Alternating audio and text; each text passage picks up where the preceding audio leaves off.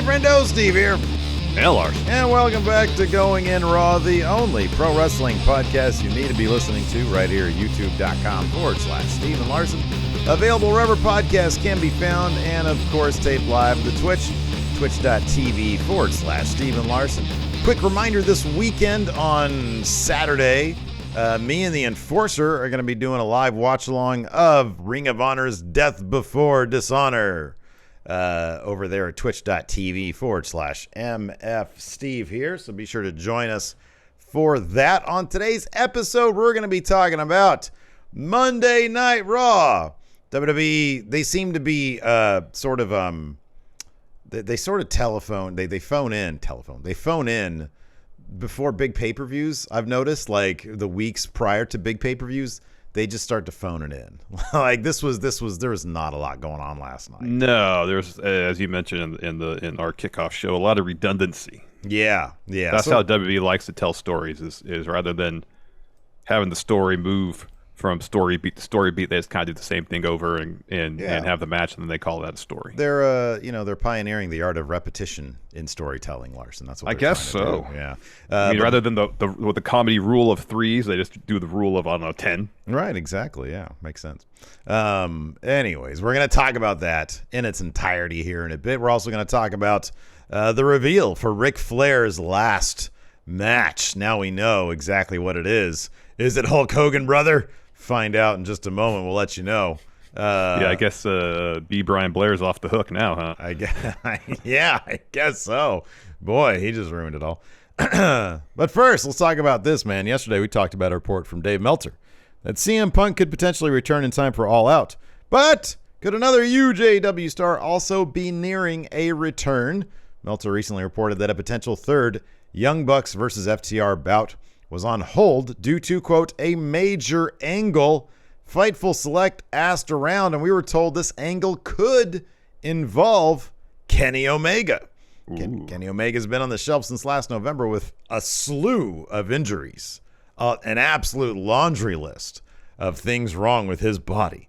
But Fightful is reporting that some AEW staff were alerted that the cleaner was tentatively scheduled to take part in a 6-man tag program with the Young Bucks at All Out, though this has not been confirmed by AEW officials. People are really missing Kenny Omega, if my Twitter feed is to be believed, Larson. And I know I am too, because I love the cleaner. I think he's great. So what do you see?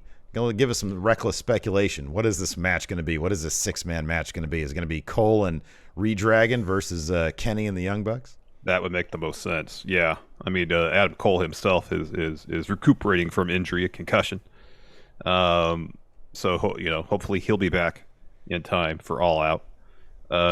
Yeah, Cole and Redragon versus Omega and the Young Bucks makes a ton of sense. They were kind of teasing a feud between Kenny and Adam Cole before Kenny had to take his time off. Yeah, that would make the most sense. And then well, here's the thing too, is that in Fightful Select's report, and I put it here, it didn't say match, 6-man tag match, it said 6-man tag program. Now, I guess you could assume that means match, but could it also be a situation where it's, I'm just speculating here, because of the choice of wording, that it's the Young Bucks and Hangman Page against Cole and Redragon, and then Kenny makes his return during the match to help Page and the Young Bucks win or something, as opposed to him maybe being actually in the bout. That's a distinct possibility. There were teases. I didn't notice any over the past week or two, but I know earlier on there was teases of the Young Bucks wanting to get back in the good graces of Hangman. Well, apparently in the last BTE, there was a backstage bit where Hangman was waiting for the Bucks to come back from their match and then left it before they actually made it through the curtain. Okay, so they're even teasing it there. Yeah. So, yeah, I don't know. That's a possibility as well. If Kenny's not... Look, Kenny is... Regardless, I know that when he comes back, he's going to want to wrestle, obviously. I mean, although he said, he's sort of not, banking on that, that might not even be a possibility. But in any event, his mere presence is still going to be a draw. They desperately need some sort of big story, because that is sort of the thing that's missing right now. Like, you've got this interim title. Mox isn't what's Mox's latest? Who's he? He just wrestled Brody King. That was his first title defense. Okay, yeah. And he's, I mean, that was sort of a side mission for Brody, because he's got a thing with Darby and Sting and all that. The hot story going into Double or Nothing, of course, was MJF and Wardlow. We saw how that turned out. Now there's no MJF. Punk is out probably for another couple months. So, I mean, it's funny because even missing all these stars, like from a business standpoint, they're still, nearly cracking 1 million in the total overall viewership every week. It's not like those numbers have drastically gone down, although Rampage's numbers. But it's honestly, with Rampage, it's like they're not even really trying all that much. It's not like they try to load it with Mox or any other big stars. They just sort of do what they do there. So no, they kind of need like a big story, going in. I mean, right now, probably the A story in AEW is probably Chris Jericho and Eddie Kingston. I was about to say the blood and guts stuff was sort of their A story coming out of like Forbidden Door and all that. So yeah, which is good. I like it. I think it's good stuff, but it's hardly like, headlining material in terms of like big names getting stuff out there. It's a decent main event for TV, but if that was like a pay-per-view main event, unless it was like an incredible feud, which this has been a good feud between Eddie and Jericho. I don't want to dismiss it and make it sound like it's been crap, because it hasn't been. It's been a lot of fun. Look, you and I have really enjoyed this stuff. We're big fans of Kingston. Jericho, I find endlessly entertaining. But yeah, like, we also understand the business aspect of things, where that's not going to be the thing that's going to be drawing in tons of people. Like if Punk was still around, he was, he was the plus delta in the eyes of Tony Khan. And Bryan Danielson. I mean, just by virtue of, the thing, it's funny because like name recognition means stuff, like that's why WWE can only sort of bring back Brock over and over again, because they haven't created the big name recognition to further to sell their stadium shows without Brock. And AEW needs those former WWE names. All those former WWE names are kind of like their Brock. They need the Danielsons, they need the Punks to sort of sell out those big shows. I mean, they do fine, but they're gonna need some bigger. Well, stories. Especially if Kenny isn't around, then yeah, for sure they need the former WWF guys to. And at the very least, like Kenny, I know he's not a former WWE guy, but goddamn, the AEW fans love him, and they'll get them re-energized and bring some of them back. So, I mean, regardless, they need name value, and Kenny's been gone for a long time. And that's the one thing in wrestling you can count on, is somebody's gone for a long time, and they were a big name at a point. A return is going to be a big deal. And especially with All Out being the sentimental, show for AEW. That would be a good situation for them to have there. Definitely. Got of course SummerSlam coming up in about a little bit more than a week and a half roughly.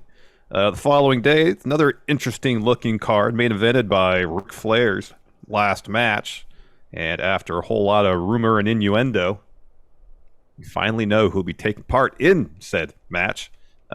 Flair is going to team up with his son-in-law, Andrade, take on Jay Lethal and WWE executive Jeff Jarrett. So Dave Meltzer is reporting that Double J is able to participate in this bout because he's not under a WWE talent deal.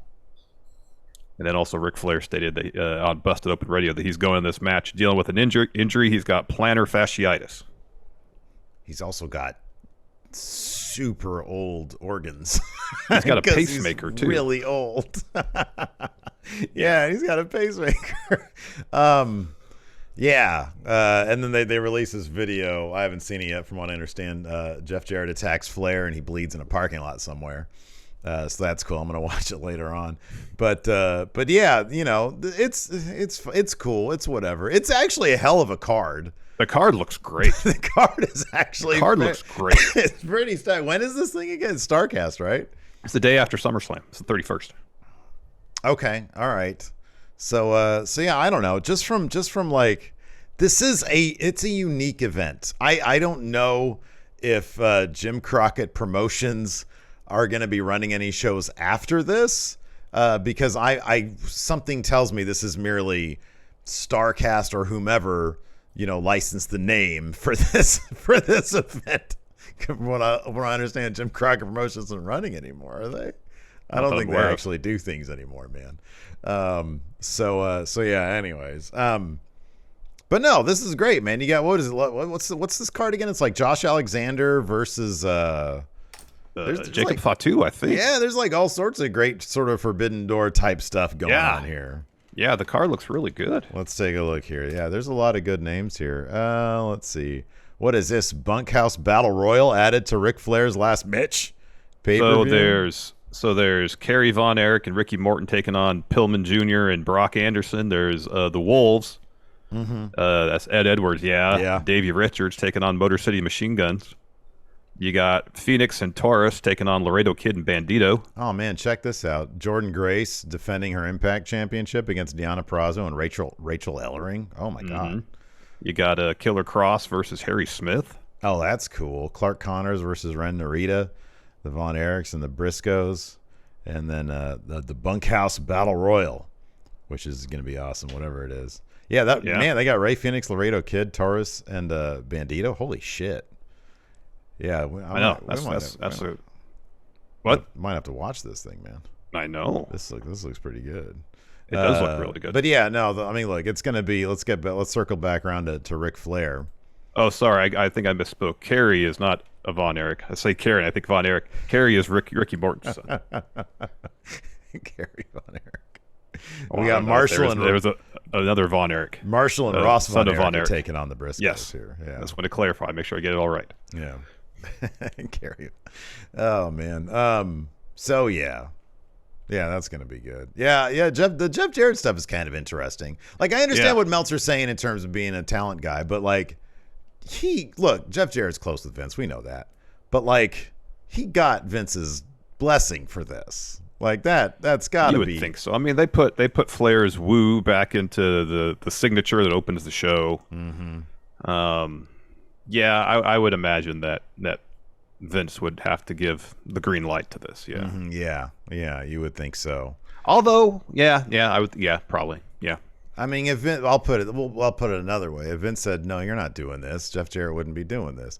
If AEW asked Jeff Jarrett to special guest referee a match in AEW, Vince would be like, "The fuck? No, you're not doing that." Yeah. Do you like your job, pal? Exactly. Do you want to keep booking our live events, pal? Right. Exactly. So yeah, I'm sure Vince probably was like, yeah, whatever. Jim Crockett, they're back. Now I got to worry about them. Oh, no, he was probably formulating a plan to put him out of business again. Yeah, right. Oh, we got to get to the war room. Send Jarrett in there as a mole. We got to buy their TV spot on TBS again. Fuck him. Got the investigation, and Jim Crockett's back from the dead. Oh, boy. That was fun. Let's take a quick break here and get a word from our sponsor, Athletic Greens. Steve.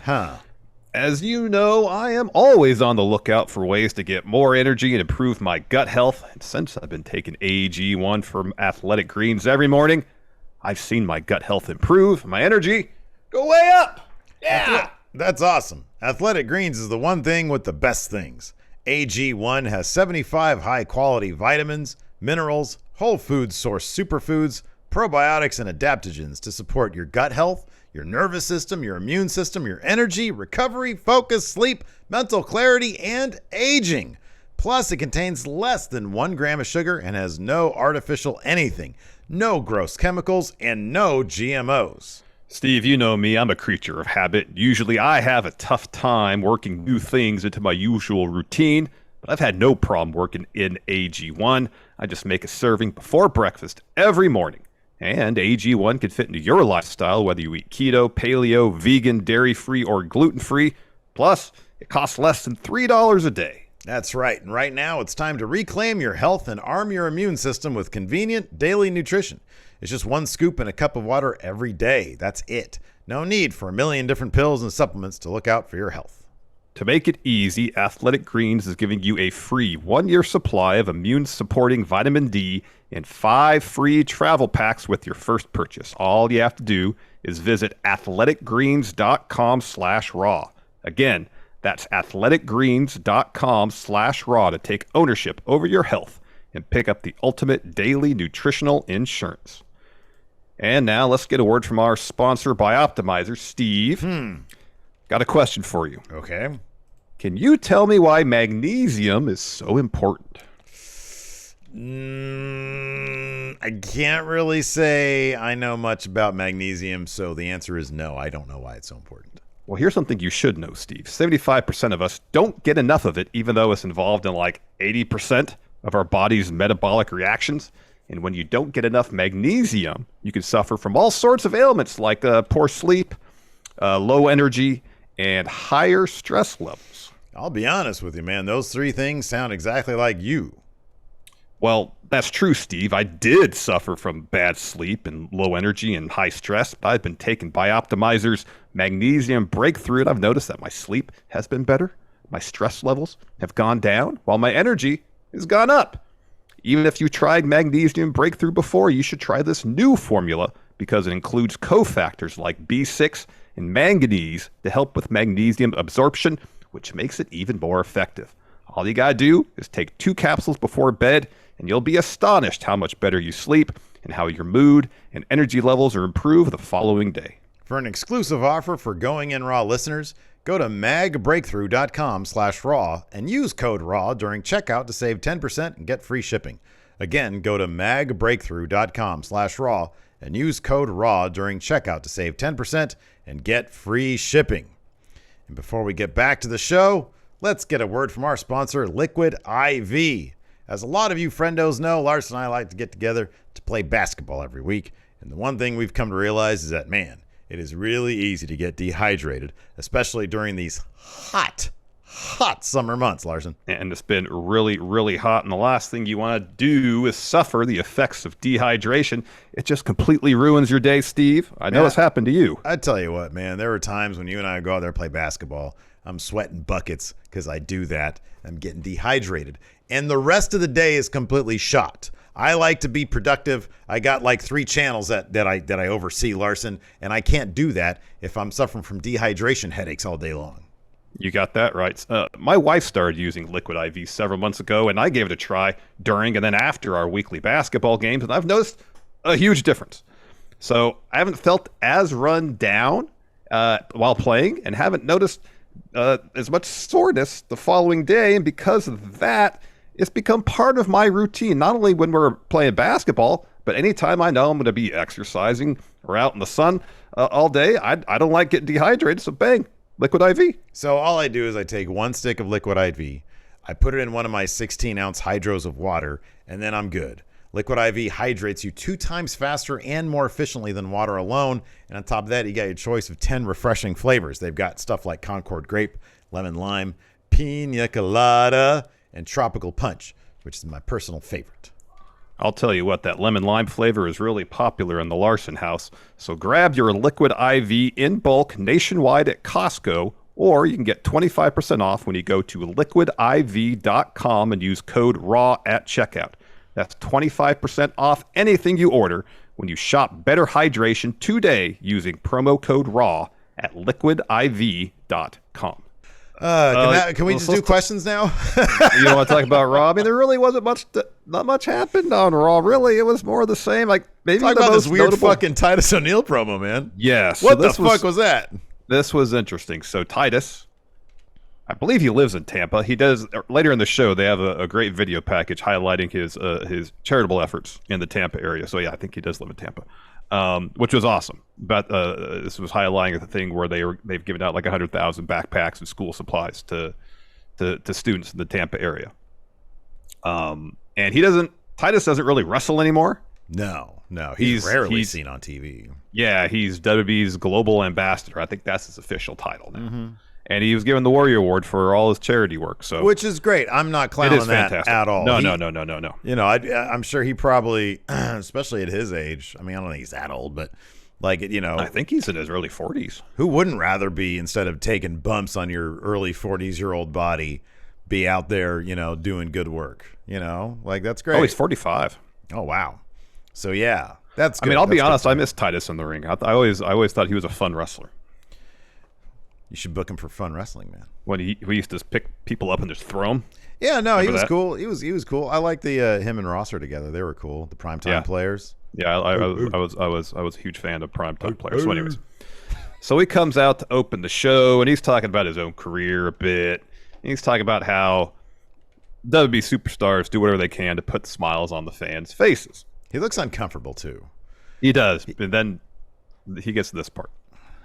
He says, "We go all over the world and spread goodwill, and that's why you'll never hear WB talk about religion or politics or any other issue that's divisive, because regardless of race or economic status or nationality, this is a place where we have a safe haven, a place where we can make sure that we all have a good time." And that's exactly what we're about to do tonight. Welcome to Monday Night Raw. I love this chat here from It's Just Vernon. He says, I thought Titus was going to say he wants to be WWE champion. He's declaring for the Rumble. He's calling a spot. He's like, yeah, my TED Talk gave me a title shot. Yeah, so, I mean, this was he looked like, and I mentioned this in the pre-show, he looked like Vince had implanted an explosive in his head so that if he fucked up... Because he look, here's the thing. I've seen Titus talk a million times, and he's a wonderful speaker. He's a very good speaker. This looked like 5 minutes before the show, he was pulled aside, and it's like, hey, you're going to open the show. Talk about how great we are, all the goodwill we do, and we don't mention politics. This is a safe space for people. And he's like, fucking what? Why am I doing any of this?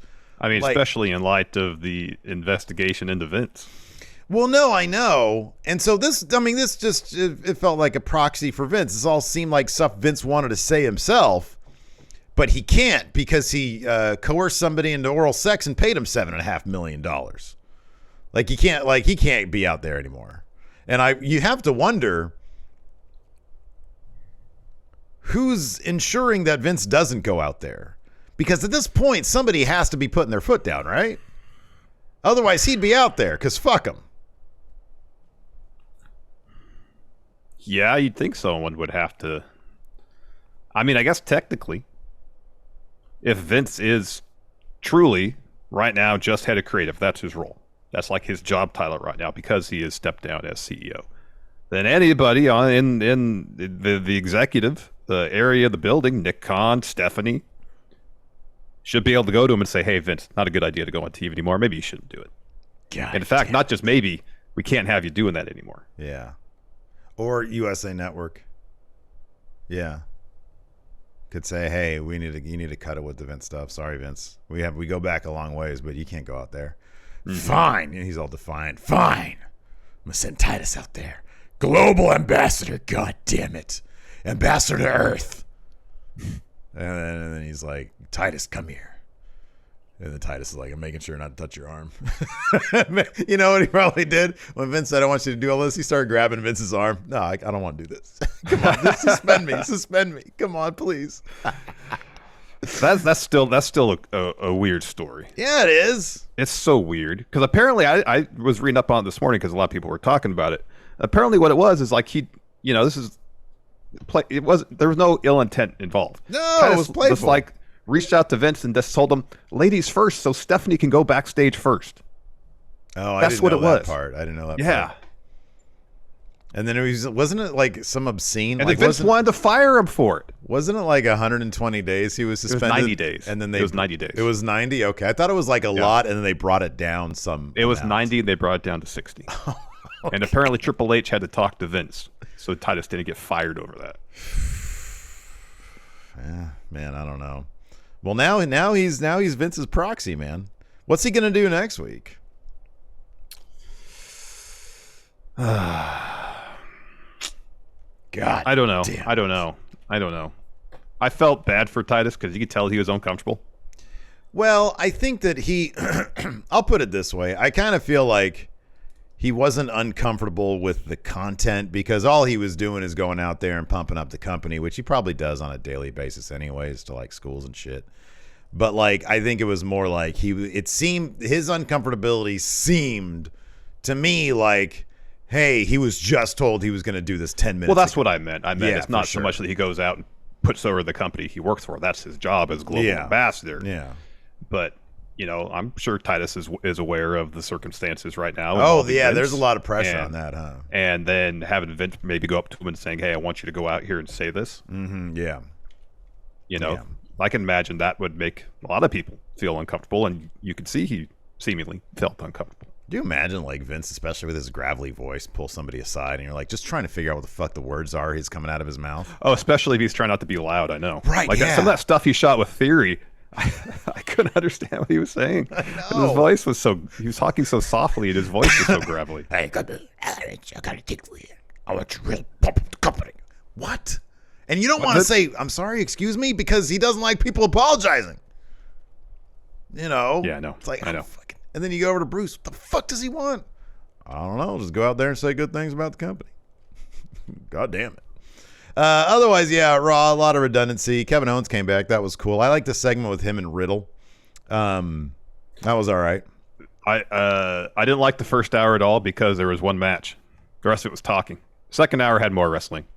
First hour, it was just a whole lot of talking that didn't advance a whole lot. Yeah, I like the Kevin Owens stuff. I thought that was good. Well, Kevin Owens is endlessly entertaining. So even if in a segment that doesn't advance a whole lot, he's funny. So whatever. And like Becky Lynch is a great promo. I don't know if we needed like an extended 8-minute promo thing with her and Bianca and Carmella to kind of set up what we already know. Mm-hmm. Yeah. Which is Becky beat Bianca 26 seconds a year ago at SummerSlam. And so right now, if they don't have Bianca beat Becky in 25 seconds, what are they even doing over there? Well, let's wait. That's got to be the story. Let's wait for them not to do it, and then we can bitch about it. Okay, but I'm gonna do what WWE does, and just between now and then, just endlessly mention it to make sure you're aware of it. Yeah. No, I agree. They need to do it, otherwise it's stupid. Yeah. Talking about stupid. That's the only reason to have this match again at SummerSlam. Talking about really stupid. Is. Let's talk about this Judgment Day stuff. Oh my God. It's so. I feel so bad. I sent you that picture of off my TV of Priest holding Finn like he's trying to keep him from escaping. He had it was worse than one of my shoulder leads. He had Finn's they're doing that promo backstage, and he's got Finn by the shoulder and the trap, and he's like, "Oh yeah, Dom, we knew you were only gonna join to save your dad," and Finn's doing his Finn free smile. Yeah. And he's just it's so ugly. It's so bad. Interesting that they're with Rhea out, they're kind of making Priest the focal point, at least in terms of doing the talking. Yeah, they are. I think he probably could use the reps. I think that's good for him, even if it's not the best move creatively, because we know how good Finn is. Mm-hmm. But I mean, it's probably going to help Priest in the long run. Look, nobody's coming out of this Judgment Day thing looking pretty. Edge is going to come back probably. I don't know. Well, I don't know. He'll have a match at SummerSlam, I'm guessing. It'll probably be him. Either be him and Finn 1-on-1, or maybe it'll be Finn and Priest against Edge and Ray. And Ray. I could see that. Yeah, I could see that. Was there a Ray? What was Edge writing in the mirror in the red paint stuff? I'm coming to two. Yeah. Yeah. Okay. And he had a goblet, like a brewed goblet with not also. There's a tease there, he's coming to SummerSlam, or I'm coming to Madison Square Nashville Garden or Madison Square Garden. Yeah, not I'm coming as well. No. And it's COMING, just in case anybody wasn't. Yeah, just to clarify all that. And then I guess this is noteworthy, maybe, even though we all kind of thought this was going to happen regardless. Logan Paul, much to Steve's elation, I'm sure, made his return to WWE Raw last night. He was in the main event segment, too. And teased The Miz into accepting his SummerSlam challenge. Miz was adamant he wasn't going to do it until Logan Paul mentions his tiny balls. And that was enough to send Miz over the edge. And then he said, "I'll accept your challenge for SummerSlam." I bet Vince thought this was a creative stroke of genius. Because, you set up the whole, this is long-term booking for him. You set up the tiny balls thing, and the big payoff is this is how you get him to agree to a SummerSlam match with Logan Paul. This just feels like one of those things that's a rib. I don't know why. Yeah. It just seems like a thing that's a rib. There's something else going on in the WWE that felt like a rib as well, and I can't remember what it was right now. No, I don't know. But yeah. No, I thought Logan was fine. This shouldn't be like the main event segment of a Raw. No. This should have been like maybe an opener. But I thought Logan was good. I mean, you know. No, you never want to open the show with Miz TV. You never want to do that. I know. I was about to say you start the second hour with it. You can't do that either. No. The best thing to do is just not to have Miz TV. Dude, there was 2 talk shows last night because I I think because I watched it late, I knew that there was a Miz TV. But then I didn't know that Kevin Owens was on the show when I was watching it. And so he comes out. I'm like, they're doing a Kevin Owens show and a Miz TV on the same episode of Raw. I know it's not the first time they've done it, but goddamn, really? 2 talk shows? We had 2 talk shows. We had a promise of another talk show next week. Logan Paul's going to do his own Miz TV type thing. Yeah. Crowd just doesn't like Logan Paul, though. He comes out and they boo. They boo. There's nothing they can do. Like, he's not supposed to be a baby face.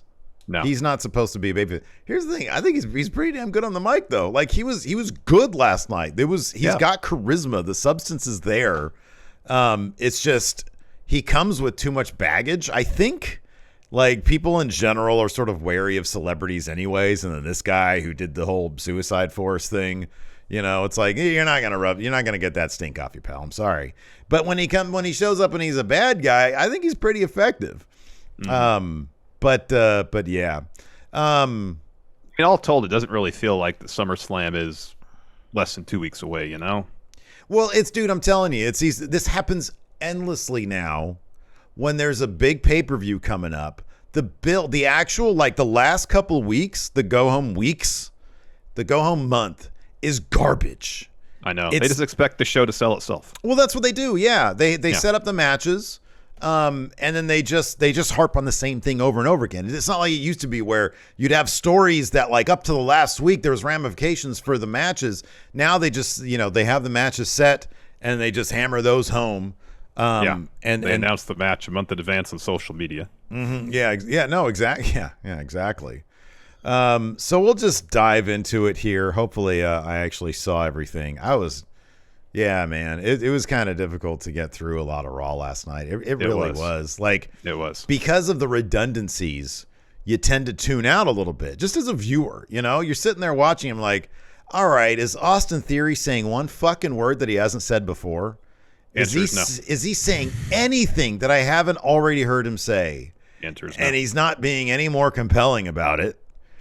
And then he's got a match with AJ. We know how that's going to end.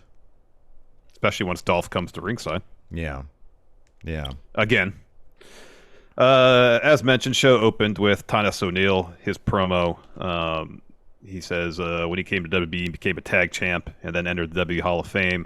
As a Warrior Award recipient, he thought he'd reached the height of his personal achievement, but unbeknownst to him, someday he would reach the pinnacle of success by becoming the WWE's global ambassador. He gets a chance to represent WWE all over the world, and something he feels we need to now more than ever, and that's goodwill. And he talks about goodwill and how WWE superstars spread goodwill.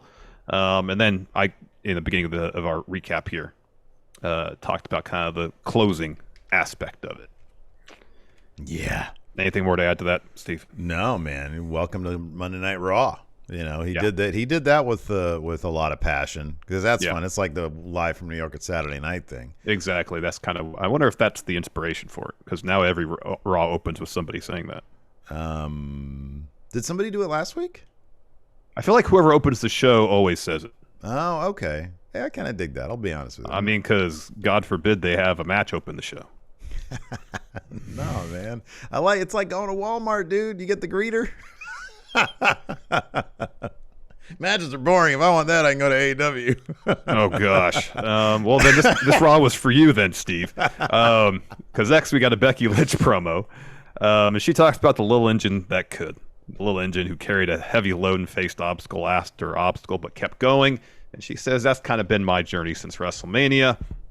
And then she dubs herself Big Time Bex Express. And she says, but when the Express became unhinged, now I can't be stopped. When Asuka tried to stop me, I didn't become a complain train.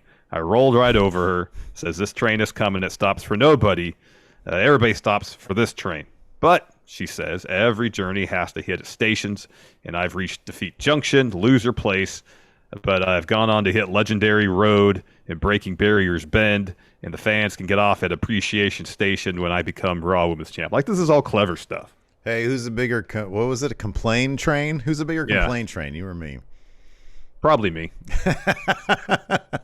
I wouldn't even debate that point if you said that. She said that she's going to face the winner of tonight's title match between Bianca and Carmella, and she says the big time Bex Express can, and will become your next Raw Women's Champion. She's interrupted by Bianca. She says to Becky, "What you did last week was foul. You can't just sit the sidelines and let me be great. You had to come over and distract me and get me counted out." She says, "Becky, you can do whatever you want to take the focus off me and put on yourself, but this is not your Mania comeback story. This is my comeback story from last year's SummerSlam, because losing the title to you in 26 seconds was the lowest moment of my career. But since that moment, I vowed to myself that I'm going to look at every opportunity as a chance to redeem my reputation." And she says, "But look at us now a whole year later, and I'm proud to say that I did just that." She holds up the title. Mm-hmm. And she says, "After I beat Carmella tonight, I'm going to rewrite your comeback story and kick your caboose." Yeah, so Carmella comes out next. She tells Bianca, you're making the biggest mistake of your career by overlooking me. I beat you last week, although I find it convenient that you got distracted by Becky and couldn't beat the 10 count. Or maybe Bianca realized you were outmatched and you took a shortcut. She says, regardless, it doesn't matter, because if you get counted out again, I'll be champ. So that's the stipulation of this match. The count out doesn't count. Bianca says she's tired of hearing, "It's time for the talking is done." She said it's time to remind everybody why I'm the EST. And then Becky blasts her from behind. Becky and Mella both stomp on her. Bianca fights back and then eats a manhandle slam. Raw rolls on, and then we get that Mitch. So yeah, no, you're right. Like the only way this can end, number one, how nuts is it that a year's already passed? I know. God damn it, pal. Feels like just yesterday they were talking about the Becky's return. So we had Bianca Belair versus Carmella. This is actually a pretty good match. I liked the aspect of Carmella trying to find every way possible to get Bianca counted out, because then she won the title. Yeah, and she almost succeeded a couple times, but she couldn't in the end. She eats a KOD. Belair picks up the win here. Becky grabs the title, brings it into the ring, holds it up. Bianca's like, "Hey, it's mine." And then Becky just she's about to give it to her. Bang! Drops it at her feet, walks out of the ring. Mm-hmm. And then Bianca did something kind of interesting. She picks it up and she sort of clutched it, as opposed to like holds it high. She sort of clutched. I was like, that's kind of an interesting decision right there to make, instead of being defiant, it's like, ugh, like she realizes Becky's still a fucking threat, Yeah. Until she beats her in 25 seconds. 25 seconds. Then we got a Street Profits interview. Are they going to kayfabe that 25 seconds or very carefully plan it out? I would expect them to very carefully plan it out, and then if it doesn't go exactly as planned, they will kayfabe the shit out of it. You got it right. Next, we got a Street Profits interview. They're asked about Jeff Jarrett being a special guest referee. Dawkins says if any slap nuts get out of line, then Jeff Jarrett's going to take care of them. Ford says they're going to walk out of SummerSlam as tag champs. They're interrupted by MVP and Amos. MVP says the Prophet should be glad that Amos wasn't named special guest ref, considering what happened to Dawkins last week. And Dawkins says, well, that's a lot of tough talk coming from a hype man. If you got a problem with the Profits, you could step up anytime. And MVP says, oh, I'd love to tag up with Amos against you tonight, but I know someone who would love to step up to you, Dawkins. I'm going to go talk to Pierce and get the match made. Amos versus Angelo Dawkins. That ended up being an absolute mess. That whole segment was a mess. It was a disaster. After that, we had the Kevin Owens show with Riddle. Kevin Owens comes out first, says, the show's back on Raw. He says, I know the fans have missed me. And he says, before I tell you where I've been, I want to bring out my guest. Here comes Riddle. Riddle shows up. He does the flip-flop thing. One lands near Owens. He says he thanks Kevin Owens for having him on the show, but he has no idea why he's here. He says, bro, you promised me a Mountain Dew Baja Blast, bro. And Kevin Owens like, I have no idea what you're talking about. He says, but you're out here because I haven't been around. He said, I had to step away because I almost drove myself crazy trying to prove that Ezekiel and Elias that were the same person. He says, I want a nature retreat Tried to find my inner peace, and while I was away, I watched Raw and realized there was something about Riddle that I admired. He says, you're always so cool and calm. He says, I don't know if Riddle has any assistance in getting there, which is funny. He says, I like it. What was it? Corey Graves mentioned like bong resin or something later on. He said something about malted hops and bong hits or something. Yeah, something it was pretty like that funny. Later in the night, yeah. He said, or residue or something like that. He says, but Kevin Owens continues. He says, I centered myself in rails. I didn't care about Ezekiel or Elias or Elrod. He says, but the reason I called Riddle out here was because of your match at SummerSlam against Seth Rollins. It's funny when he mentions Ezekiel or Elias. He says, I hope they do well. I'm lying right now. I want them to fail. Yeah. He hasn't gotten over it completely. Right, exactly. He says, Seth is someone who has caused me great anguish the last few months because Seth used to be my best friend. And then Seth betrayed me while I was fighting my heart out for him. He said, I lost my best friend that night, just like Riddle lost your best friend, Randy Orton. He says, everybody needs some backup, and the answer was right in front of me. He says, get this, Riddle. RK Bro was good, but Bro KO could be great. And Riddle says, okay, hold on. Let's not get ahead of ourselves. He's like, if I'm being honest, Kevin Owens, you're like the biggest liar I know, man. And Kevin Owens, he's like, I understand why you would say that. He says, but I've turned over a new leaf. He says, nobody's going to be able to call me a liar again. Besides, if you trusted Orton, he says, you trusted Orton, the biggest snake in the history of WWE. And Riddle didn't like that. No. So he steps up to him. He's like, I'm done talking. He said, and then Seth's music plays, but there's no Seth. Kevin Owens looks like, I got nothing to do with that. Music hits again. Seth attacks from behind, hits Riddle with a stomp as Kevin Owens just sort of saunters off. Yeah, he just kind of teleports out of there. He does, yeah. He tosses stuff out of the ring, and he hits Riddle with a second stomp. Yep. Then we go to commercial, I think, or maybe Judgment Day has their entrance. I don't remember. Anyways, we got a Seth Rollins interview next. He's asked why he's targeting Riddle. He says he's doing it because Riddle is stupid, and it's driving him insane. Riddle's stupidity is turning into arrogance. Riddle is so stupid he thinks Orton really cared about him. He's so stupid he turned down Kevin Owens' help for SummerSlam. That means Riddle thinks he can beat me at SummerSlam, and then Ezekiel steps in.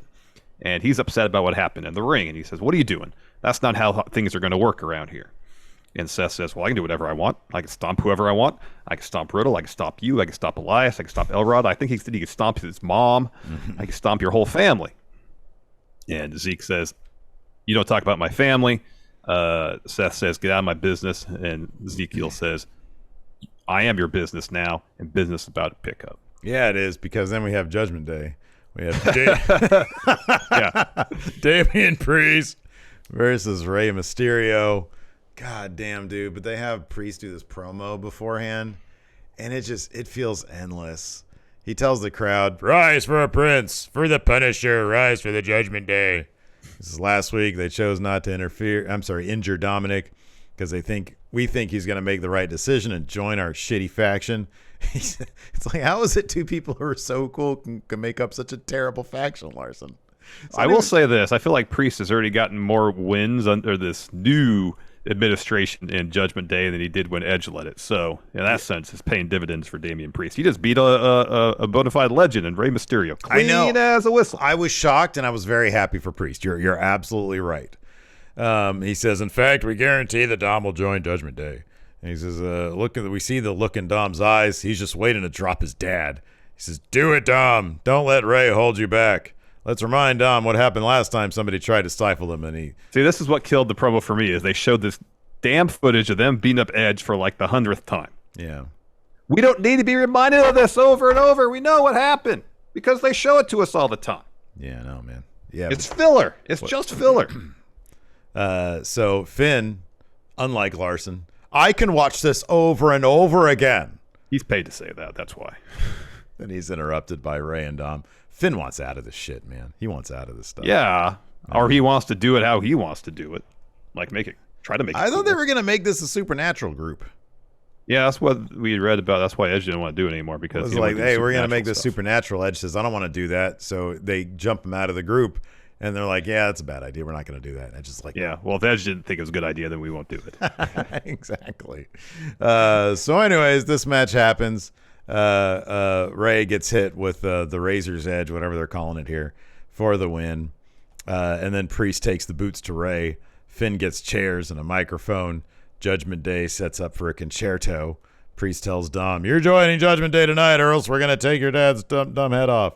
And then Dom slides the ring. He's like, "Fine, I'll join your group. Just stop." And then Priest says, "Come on, say it again." And he's like, "Just stop, I'll join Judgment Day." And he says, "It doesn't work that way." And then Finn blasts Dom with a chair, takes a swing at Ray. He rolls out of the ring. It's kind of funny. Yeah. Swerve Dom. I know. And they explain themselves later why that doesn't work. Yeah. Then we got the first of 2 Edge video packages. It's like the most obvious thing at this point. It's Edge. Like they do the silhouette of the person walking. It's Edge. It's just him. They might as well say it's Edge at this juncture. But I want to know what he's coming to. He's This isn't just Edge of now. He brought Ruthless Aggression Edge. Yeah. And they're going to team up against Priest and Finn. I mean, I should probably remind you at this point, this is not our 2K series. As awesome as that would be. It would be 2007 Edge and current Edge versus Finn and Damian Priest. They need to get Brian Myers, have him and then do some get the Edge heads back. Yeah. Well, no, I'm saying make him another Edge. Oh, But yeah, I know he was an Edge head. But then you can do some prosthetics, make him look like Edge. One of those like from that movie Drive, where the guy has a mask on. Yeah. The little silicone mask. Yeah. Yeah. So the second hour hour Raw. The dude from GCW. Yes. Guy Steele. Guy Steele. Yeah. It should just be Guy Steele. Early morning Guy Steele. Huh? Early morning Edge. So the second hour of Raw actually had a good amount of wrestling, but then once we got to this Amos MVP Street Profit stuff, it got to be a mess, but get ahead of ourselves here. So next we had Seth Rollins versus Ezekiel. This was a fine match. It was actually quite a bit of fun. Yeah, it was good. But Seth ended up getting the win, of course, with a stomp. We go backstage. MVP and Amos are there. MVP tells Amos, "Hey, get in the zone." They're about to go out for their bout. Usos walk up to him. They say Dawkins has no chance against Amos, and even if he does, Amos is going to make it easy for them to beat the Street Profits at SummerSlam. MVP and Amos make their way to the ring. Before we get Amos's match against Angelo Dawkins, though, we have Finn and Damian Priest explaining why they did not accept Dom membership application to Judgment Day. Yeah, Finn says, "The world just saw that for all of Dom's potential, he's just not made of the right stuff, and he failed the test today." And Priest says, "We saw right through you, Dom. Instead of saving Ray, you should have grabbed a chair and cracked Ray's skull." So it's instead of he should have bought in for reals instead of just trying the clever wordplay Jedi mind trick shit. Yeah. So he says, "Just like we cracked Edge's skull when he got in our way." God, they're really hung up on that, aren't they? He says, "Next week we finish where we started. The Mysterios fall and Judgment Day will rise." I mean, what happened tonight? It's like, what the hell? The Mysterios fell. I know the last 2 weeks, right? Judgment Day members beat a Rey Mysterio. The Mysterios look like assholes at this point. Mm-hmm. What more do you want? I know. I mean, I don't understand why they're really trying to recruit Dom. It's not like Dom's necessarily done anything to really stand out. No, he's garbage, but nobody else will join. Come on, man. He's basura. He's garbage. I mean, but still. Like, try to get Ray to join. There you go. Fuck, dude. He's a legend, man. He's not joining. Yeah, shit. imagine the cool gear he'd have with he makes the black twice, and purple. He makes more than twice what Judgment Day makes combined, man. That's entirely possible. Then we had Amos versus Angelo Dawkins. The Usos sit ringside. This whole thing is just an absolute mess. So forward, this is actually pretty funny. This aspect of it was funny, is that Montez was constantly trying to distract Amos, as to give Dawkins an advantage. It was pretty funny, some of the stuff he was doing. Eventually Amos misses a boot. He gets his foot caught on the top rope. So Dawkins gets some offense in, but eventually MVP trips him up, and that's the distraction that the ref sees. Yeah. And then calls for a DQ. So Dawkins gets the DQ win. Adam Pearce walks out to the stage, is like, I heard what you said earlier, MVP, backstage, so we're going to get that match now. You're going to tag with Amos against the Street Profits. So MVP had to take his suit jacket off and roll up his sleeves and wrestle in his suit, essentially. Pierce is kind of a dick because he comes to the stage and says, "Oh, I see that everybody's upset." No, only 2 of them are upset. Street Profits are fine with this because they just. Well, I think a won. lot of the fans are upset because maybe they were hoping for a real match instead of what they talking got. about the universe. Okay. Yeah. They're like, you guys want more of this shit? Fine. better be careful what you wish for, because I'm going to give you a whole lot more. MVP, you have a suit on. You're not naked. You can fight. Yeah. No, this was funny. Ford was really good. And my God, he's getting jacked. It's funny, too, because you notice he's not quite. I mean, the one thing you compromise is the one thing that he's really known for is obviously he's clearly still athletic, but like you can tell he's not going for the height record anymore on those frog splashes because all that extra muscle. When he was doing those enzugiris to Amos, he was getting. And he had no problem kicking Amos in the head. Yeah, no, he's still like he's more athletic than pretty much anybody else on the roster. Yeah. But it's funny how much there is a difference. When you put on, it is noticeable how fucking much muscle he's putting on. He is huge. That dude is huge now. He is going solo. It's got to be after SummerSlam, man. You'd think so. So then we get Street Profits versus MVP and Amos. This ends in another DQ. Ford hits a frog splash on Amos, and Amos kicks out at one. Now I understand you want to book Amos to be nearly unbeatable. Protect Montez Ford's finish. Come on. I like that because number one, Montez is going to get a different finish when he goes solo. He's going to get a different finish. It depends. If he turns heel, then yeah, he probably should. But if he's the one that stays face, keep the frog splash. People love it. If he goes heel, he's going to be one of the most over guys because if he does the thing where he's entertaining heel, oh my God. Oh yeah, he's going to get over huge. He's going to be over huge. But no, I just feel like I'm fine with this because it does. Amos needs to be protected. And the other thing that I loved about this was Ford's reaction. He did such a good job. He looked like he saw a ghost or something because he backs up against the ring ropes and he's like, "Oh my God, nobody's done that before." I'm okay. I know what you're saying. You got to protect Ford too. But I was okay with this because of how everybody executed. I thought it was all right. So, anyways, after that, Ford goes back up to the top rope. Jay just goes and pushes him off. DQ again. Huge brawl breaks out. Ends in Amos hitting both members of Street Profits with choke slams. Nerd Voodoo here in chat brings up, he says, have Ray bring back those little horns he wore in WCW when he unmasked. He says, at least I think that happened. That happened. I was literally watching the last episode of Nitro last night just because I was bored. And it's nuts how those things stuck to his head. Mm-hmm. Like he was doing all the same shit he did. By the way, that's a dude who literally has not lost a step at all. It's crazy. Like it is nuts to see Ray back then. He's just the exact same as he is now 20 years later. It's crazy. But yeah, no, those horns, I don't know how they stayed on his head like that. Because, man. I'm sure they got some sort of adhesive. Super glue. Well, yeah, I don't think. Well, you might have trouble getting them off at that point. His head. No, there's some sort of adhesive, like they use on movie sets to put prosthetics on. So that, if you sweat, they won't loosen the grip of the adhesive. I'm sure. Man, he's doing all sorts of crazy shit in that ring. Yeah, I know. Anyways, after that, we have we're still now on the same segment here. Street Profits versus MVP. No, I already went through. We got that. That's the one we got. Okay. Yeah. Watching that as it happened, it was just a black hole of like Street Profits and Amos and MVP. And it was like a 30-minute thing where they were just, stuff was happening. With no resolution to any of it. Exactly, yeah. What are they doing with Veer now? What is this? I don't know. So he was supposed to have an interview. And well, no, it's supposed to be a Miz interview, and then he steps in instead, yeah. Right, so Miz isn't on camera, so you think it's a Veer interview. So like he sort of does a comical sort of hair whip towards the camera and then looks back over at the interviewer and says, "Boo," and then laughs and then saunters off. And then the camera turns to what it should be, and that's a Miz interview. But what is this shit? Is his new gimmick guy who tries to do jump scares? I don't know. This is stupid. I don't like, dude. You spend how much fucking time on these vignettes for literally like 4 months, something like that? It was a long ass time. It was a long time. And he's a monster. You have him destroy some people. You goof him in the 4th of July thing, and now he's not. Now he's done.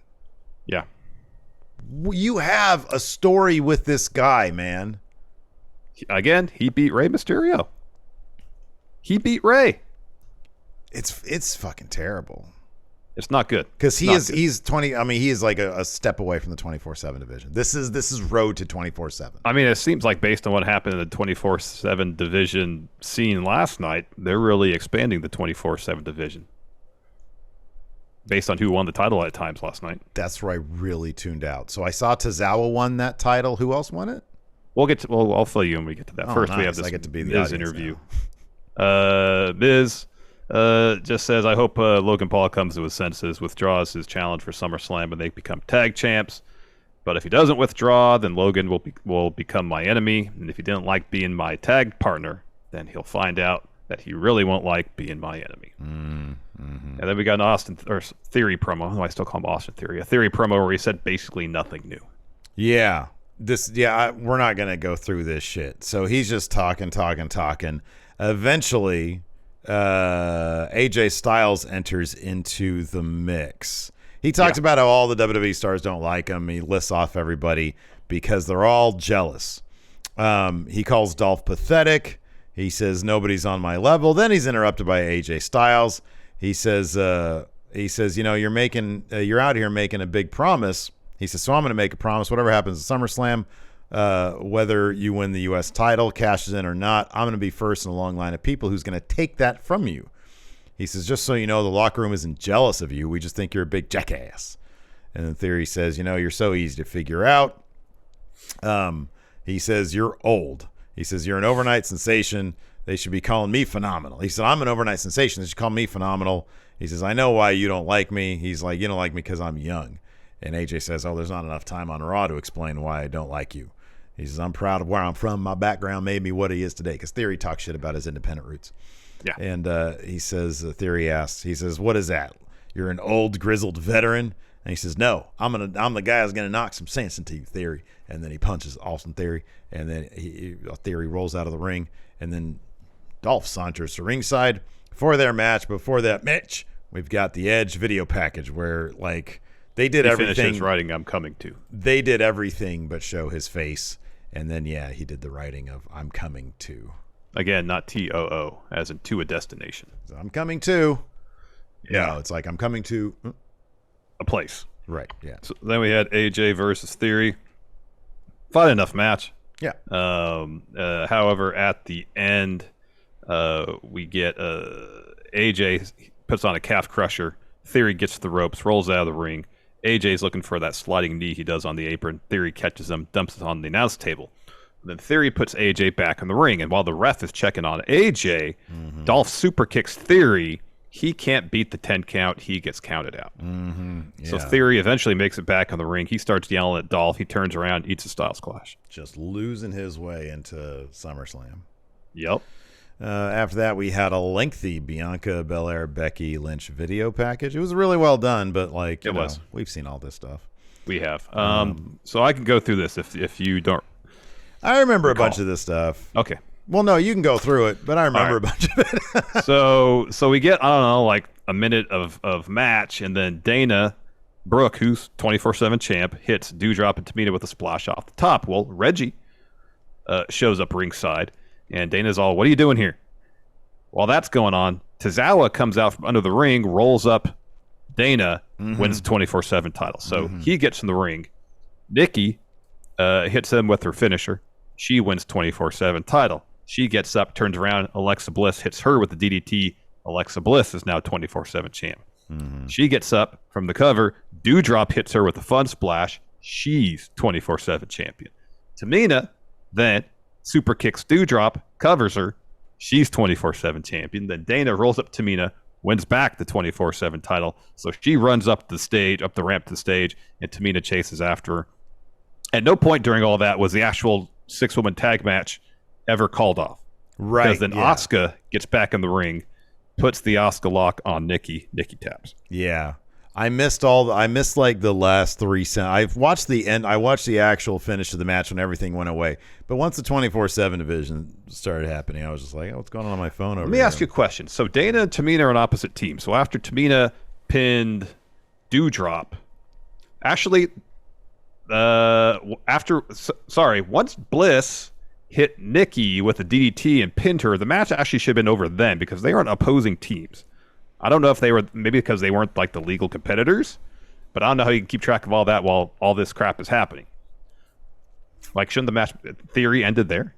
I mean, look, man, I can only assume that maybe in the sketch pad known as the WWE rule book, there is a 24/7 clause which dictates if there is 24/7 action that clearly interrupts a match, that then takes the precedent over the match had been occurring previous. Turo here says that Asuka was the legal competitor for her team, and I know that. We've seen several times. I mean, hell, when Swerve and Keith Lee won the tag titles, people were upset or complaining that like Ricky Starks wasn't the legal competitor or something like that. Yeah. You know? Yeah, people have too much time on their hands. But no. Look, it's fun for conversation. You throw something More should be like once Tozawa gets involved, DQ match should be over. Any opportunity for us to talk about the WWE rulebook being a sketchbook, we know what's going on. Time well spent. It's fun to talk about that shit, man. What's not fun to talk about is a Judgment Day feud. Ray and Dom are backstage. Dom asked Finn and Priest if they thought Dom asked Finn and Priest, "Oh, you thought I would join them? I may have failed your test because I'm basura, but I lived up to the Mysterio name." No, you didn't. That's a fucking lie. Ray says Judgment Day aren't the first to tear our familia apart. Talking about Eddie, who literally had Dom's custody on the line there. He says, next week I'm celebrating 20 años in WWE, and we're going to cap off that celebration by showing Judgment Day what it means to be a Mysterio. They're going to show like a fucking Halloween Havoc 97. Oh, man. That's a great match. Fucking match and a half right there. That was a great match. Yeah. Then we got the main event segment, Miz TV with Logan Paul. Again, we're not going to get into it. Miz introduces Logan. Logan comes down to a chorus of boos. He wants to know if the Miz accepts the challenge. They show like the entire finish to their WrestleMania match. Miz cuts it off before he turns on Logan. Logan says, no, play the whole thing. And then I did appreciate where all like the two times that Miz goes back to the same old stuff, listing all his accolades. Logan interrupts him. He tries to promote his show. Logan interrupts him. Miz tries to put over Logan with all the stuff he's done. In the end, though, he just says, I don't think you're ready. We had a tag match at WrestleMania. Essentially, I could cover for you. Yeah, I carried you, yeah. But being in a one-on-one match, you're not ready for that. Answer is no. Mm-hmm. And then Logan says, well, I'm not surprised because that is that's what everyone would expect from a man with two blueberries in his pants. Ooh. And he gets the crowd to start chanting tiny balls. And so the Miz rips off his button-up shirt, Superman style. Mm-hmm. Underneath, he has the I Have Massive Balls shirt. And then just insulting his front area is enough for him to accept Logan's challenge. He takes a shot at Logan. Logan ducks that. Does a two-leg takedown, hits some ground and pound, clotheslines Miz out of the ring, and then Ciampa lays out Logan Paul from behind. He's holding Logan up so the Miz can get some shots in. Logan fights him off, rolls out of the ring. And you think, okay, end of Raw.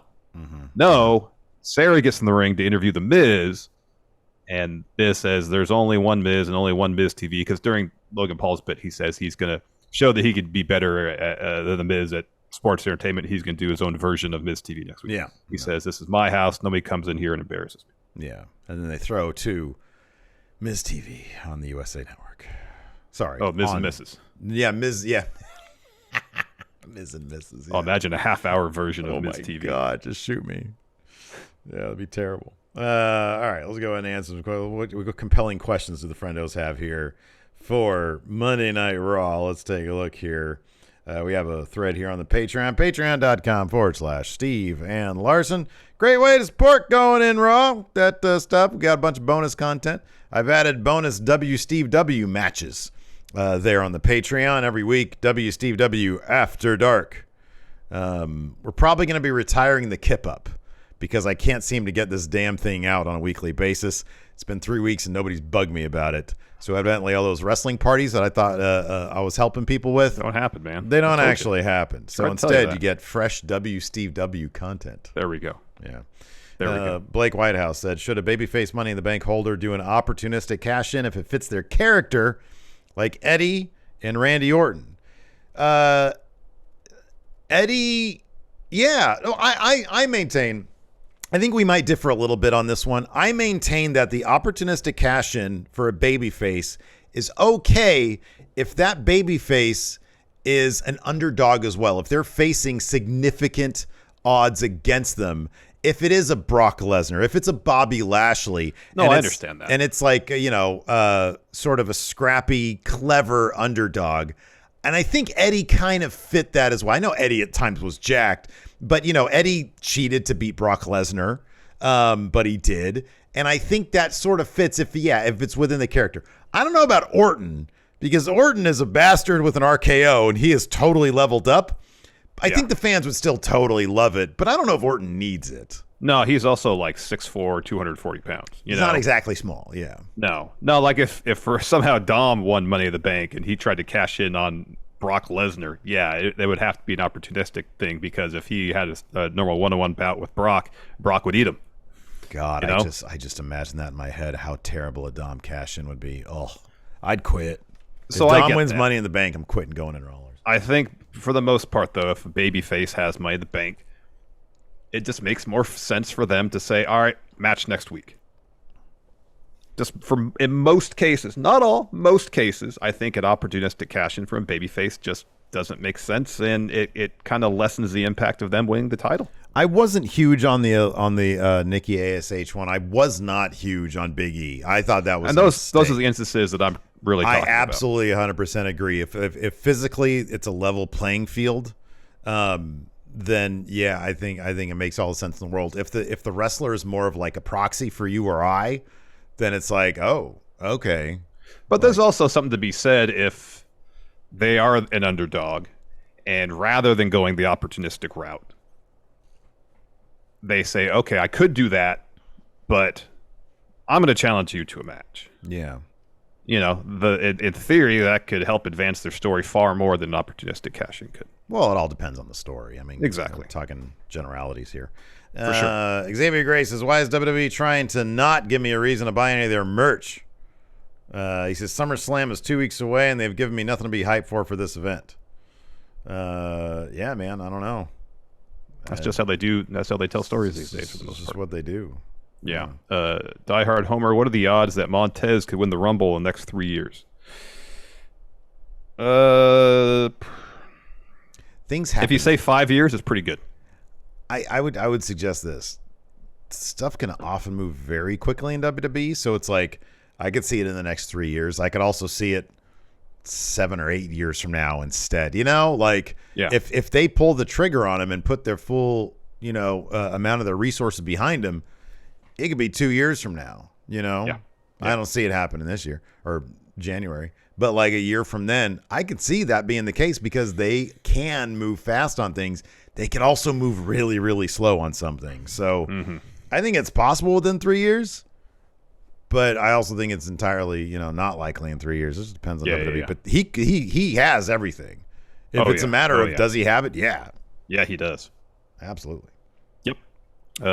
John Fear and Loath, WWE decides to double down and make Raw all talking segments. Who are you going to give talk shows to fill the 3 hours? So you have Kevin Owens. I think Seth Rollins, he has to get a talk show. That would suck. Asuka. It would. It'd be Asuka. Becky, Bianca. Maybe Riddle. I don't know if I'd want to see a Bianca Belair TV segment. I'm just trying to think of good talkers.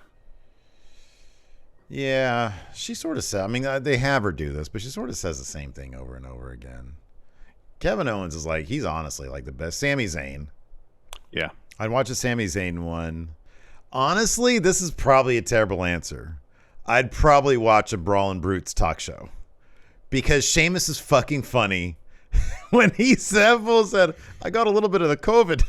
That was unexpected. And the whole thing with Butch sitting there at ringside like a child ringing that bell when Sheamus said don't do it. Oh, man, those guys kind of cracked me up. And the fact that they sort of lost any and all hope that Ridge Holland is going to be like a big main event guy. He's just a babysitter now. Is fucking hilarious. I like the Brawlin' Brutes, man. I think they're funny.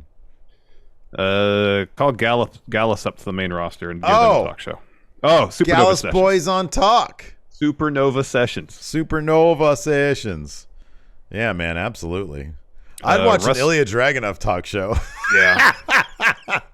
give me a Gunther and Ludwig talk show. Oh man, yeah. Which is just pretty much, it's going to be like 20 minutes of somebody, probably Ludwig, getting chopped. Yeah, exactly. Wrestling is fun says, I personally feel Cody is the only dude that could take the title from Reigns. Who do you guys feel are actual contenders to dethrone Reigns? Is Theory really there yet? Maybe Owens, Riddle. Cody's it. Cody and Seth. That's it.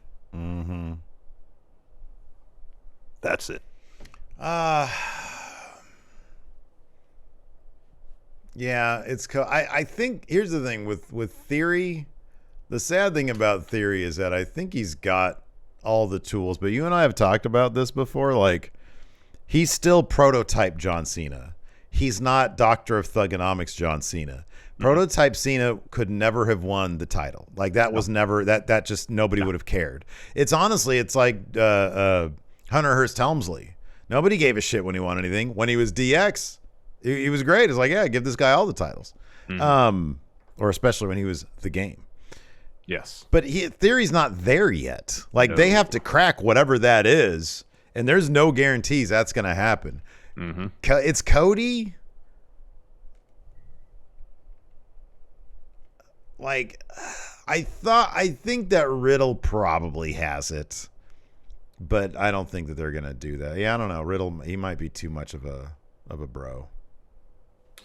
Dang MQ says Statlander, Willow Nightingale, and Athena versus Jade, Kira Hogan, and Layla Gray announced for Dynamite tomorrow. Hopefully they announce after the match that Willow is all elite. That'd be great. Oh, that'd be awesome, man. They could make money hand over fist with Willow. They could make money hand over fucking fist. That girl is nothing but charisma and talent. Like, that's all she is. Just charisma and talent. That's it. It's nuts. They can make so much fucking money. Mm-hmm. Does she have any merch? Well, if she's not all elite, does she have? She probably has like Pro Wrestling Tee Shop. I would imagine. Yeah, I would imagine. Mayor Planet Houston asks, "What gimmick would you give Theory to make him that huge star?" You gotta stop calling him Theory. Just Theory is not a good name.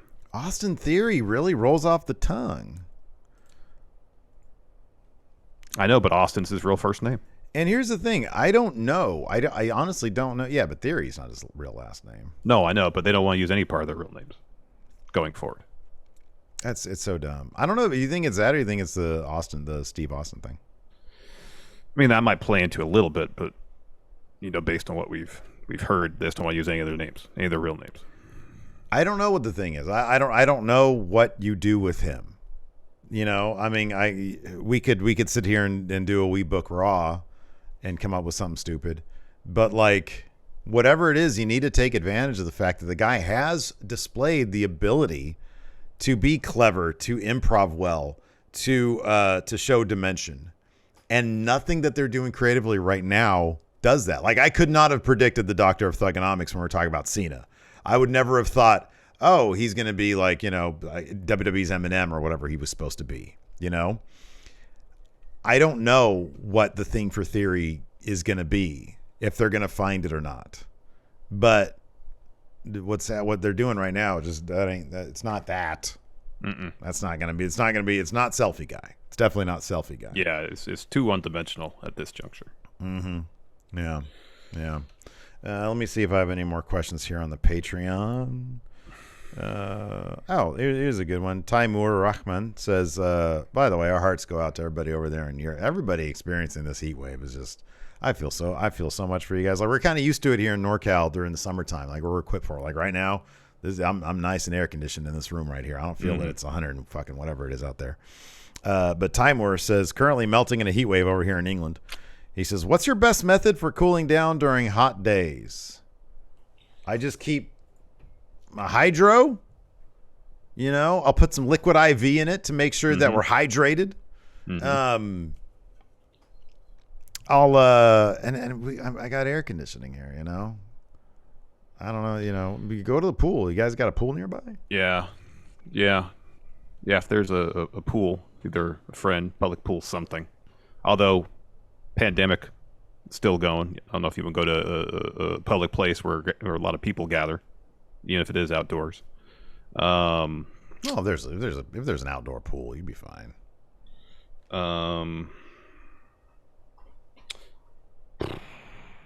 Yeah, just try to stay hydrated. That's kind of like the most important thing. Mm-hmm. Yeah. Ice and water, man. That's one thing the UK needs to start doing, by the way. Ice and drinks. Put some damn ice in your drinks. When I was over there, it's the weirdest thing. You order. Yeah, I order a don't. drink. I usually don't put ice in my beverages unless I'm Really? making like something with a potent potable in it. Wow. Yeah. Like right now, whenever I have my jar full of water, Yeah. I never put ice in it. Unless the water coming out of my refrigerator is warm, then I'll put a little bit in. Yeah. No, I need ice in my shit, man. That to me is weird. Alex Foster says Kofi is known for having best Rumble saves. What newer wrestler should always have embarrassing Rumble eliminations? He says Von Wagner. I feel like at this point on main roster it should be Baron Corbin. Yes. Yeah. Yes. Oh, there you go. True World Order says a cold towel on the back of the neck. That's a good idea. Yeah. Yeah. Let's see here.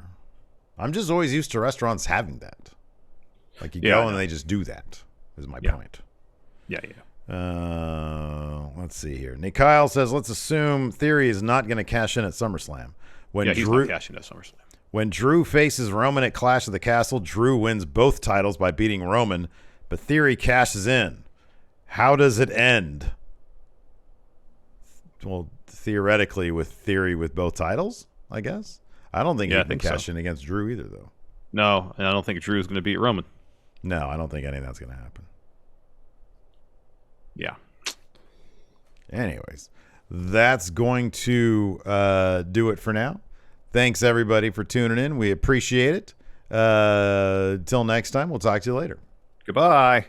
Hey, what's up, everybody? This is Stone Cold Steve Austin impersonator Phil McDonald, here to tell you to go support Going In Raw and Friendo Club at patreon.com/Steven Larson. They got bonus episodes, ad-free audio, a weekly newsletter rounding up the weekend wrestling news, and a bunch more.